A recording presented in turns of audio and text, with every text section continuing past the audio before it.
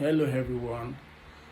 I'm here to dispel the conversation around the World Bank enforcing Nigeria to open up its crude sales to the international community in order to make up for the deficit currently experiencing due to the conflict between Iran and Israel slash America conflict. And at the same time, we are here as well to enlighten the people on how the pricing of crude, how it affects the common people in Nigeria.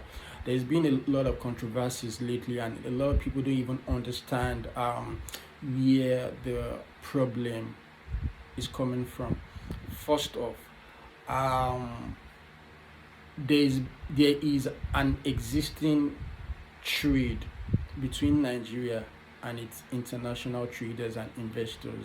Yeah, Nigeria has a crude for loan trade, which is for every penny that Nigeria borrows from the international community, part of our crude production would be used to offset some of these loans. A lot of people don't even understand that out of the 1.5 million barrels of crude we produce per day, 500,000, an average of 500,000 barrels of crude is being used to offset some of our um, some of the loans we've accrued for in the past and the ones we are even yet to borrow from the international communities, right? And at the same time, we also need to understand that before now, Nigeria had always been opening its sales to the international community, to the international market. Large amount of Nigerian crude proceeds are being imported.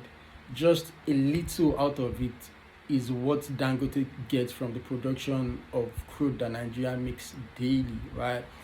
Dangote doesn't even get enough crude, but a lot of people are saying Dangote has been benefiting from the crude sales, from the crude production that Nigeria makes on a daily basis. A lot of people don't even understand that Dangote is supposed to be getting an average of 21 million barrels monthly, and what it gets overs around 3 to 6 million barrels monthly.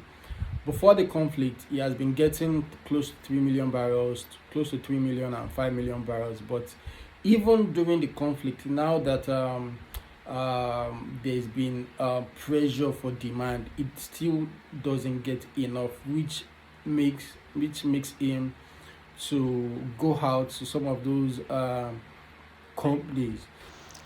He has to reach out to some of those companies to make up for his shortfalls. Ironically speaking, yes, if Nigeria is going to have a control for pricing at the local market and at the filling stations, we need to open up more avenues, and we need to give company companies like Dangote refineries access to more crude. Nigeria consumes close to 7.5 million barrels of PMS per day, and Dangote gets a little as 500 million barrel of crude monthly. So how is he going to make up for those deficits? He has no choice than to import, and he is actually buying at international at the global market price from Nigeria. So imagine you're getting fuel from the global market price from Nigeria, and still going out to those companies buying from Nigeria to get more fuel to be able to make up for your capacity. That means he has to increase his pricing a little bit. And the funnest part of it all is that even if a barrel of crude gets to $150 at the international market, Nigeria still doesn't really benefit from it. The common man doesn't still really benefit from it because we've borrowed too much.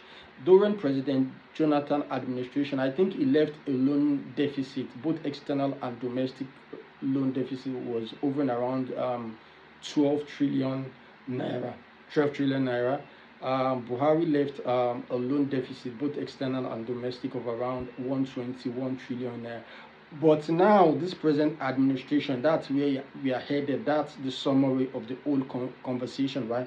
This current administration, within a 3 year gap, had already um, requested for loans of close to like $95 billion. Our loan debt, loans are totaling around $94 billion, whereas as at 3 years ago, as at 2023, we had our domestic loans around $42 billion, both external and domestic reserve. But now our loans are getting towards $94 billion within a 3 year gap. So the idea is, even if there's going to be I don't want to go there, even if the next administration would want to like do everything possible within their capacity to control either for pricing or inflation rates, because of the accrued loans we have, because of the too much loans we have, and it wouldn't stop. That's the truth. The loans, requesting from loans at the international market wouldn't stop, and because of this is having major impact on the economy, and also on the fuel, on the price of fuel at the filling stations, right?